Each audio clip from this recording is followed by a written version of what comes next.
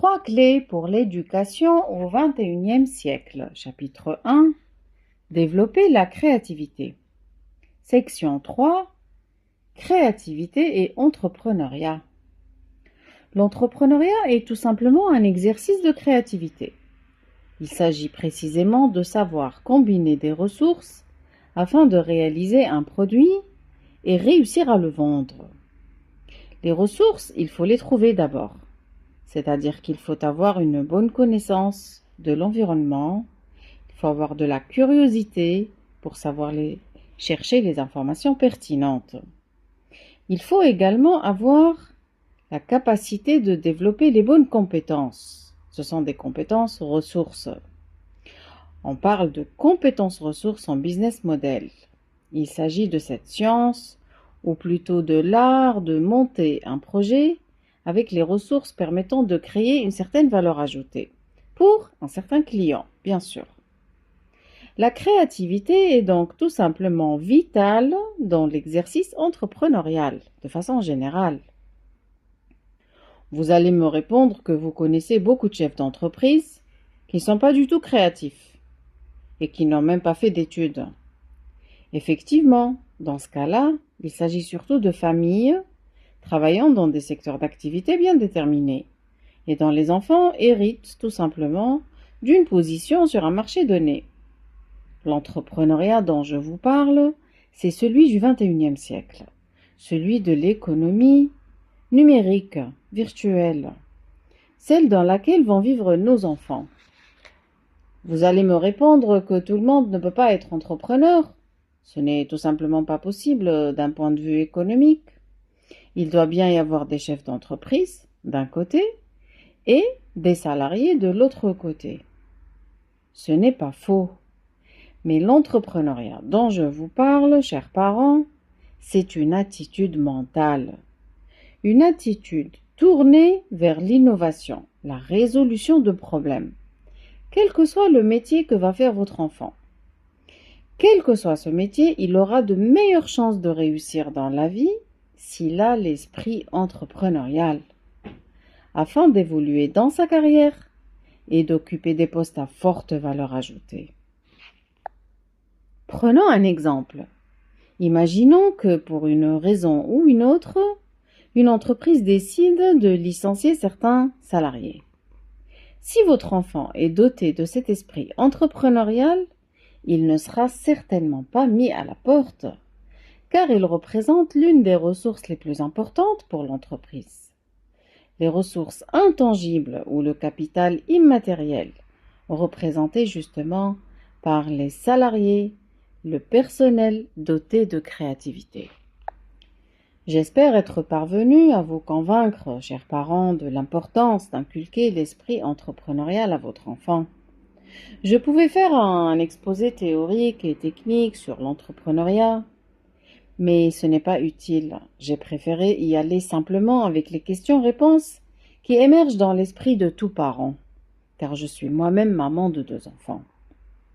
Inculquer l'esprit entrepreneurial à votre enfant, l'encourager à réaliser de petites productions à la maison et les vendre aux copains, copines, cousins, cousines, c'est lui donner une soupape de sécurité dans l'économie de plus en plus complexe et turbulente d'aujourd'hui.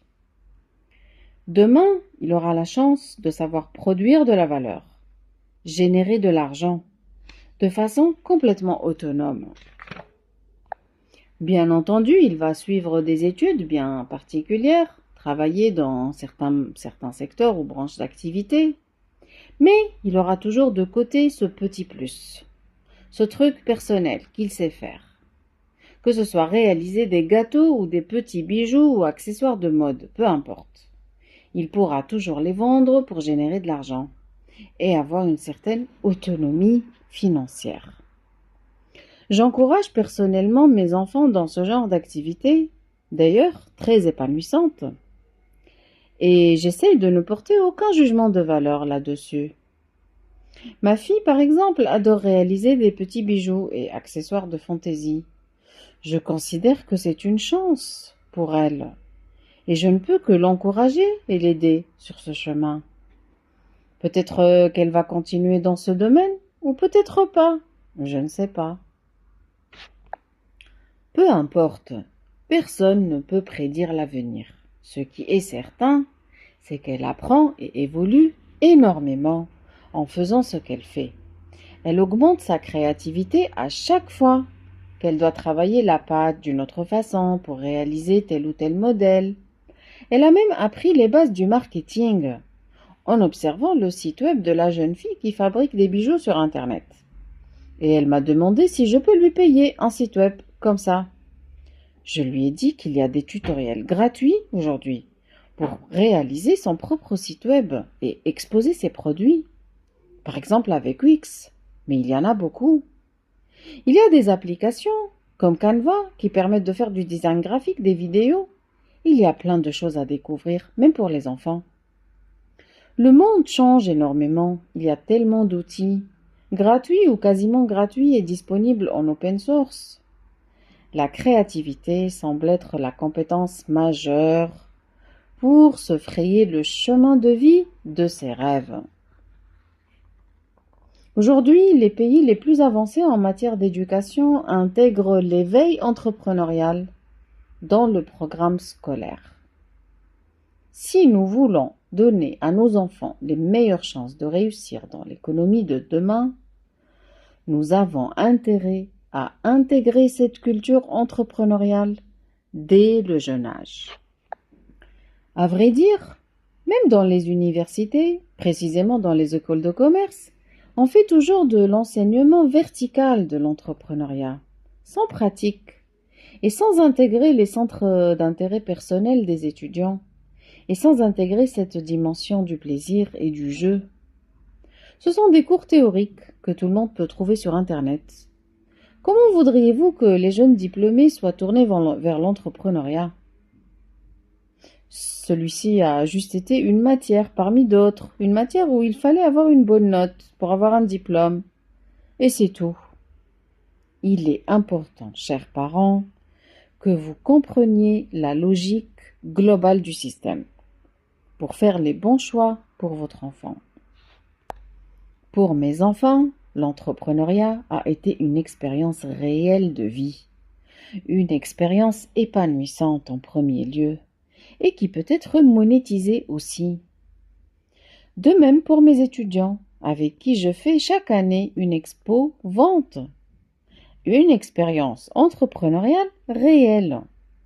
Ils travaillent ensemble sur des petits projets, ils calculent les coûts, ils empruntent un peu d'argent à la famille et aux amis, du financement participatif en pratique.